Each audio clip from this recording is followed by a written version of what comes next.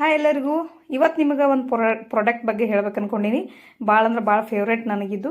ನಾ ಎಲ್ಲಾರ ಹೊರಗೆ ಹೋಗ್ಬೇಕಾದ್ರೆ ಸಿಂಪಲ್ಲಾಗಿ ರೆಡಿ ಹಾಕನು. ಮ್ಯಾರೇಜ್ಗದು ಹೋಗ್ಬೇಕಾದ್ರೆ ಬೇರೆ ಥರ ಇನ್ನೊಂದು ಸ್ವಲ್ಪ ಹೆಚ್ಚಿಗೆ ರೆಡಿ ಹಾಕನಷ್ಟೆ.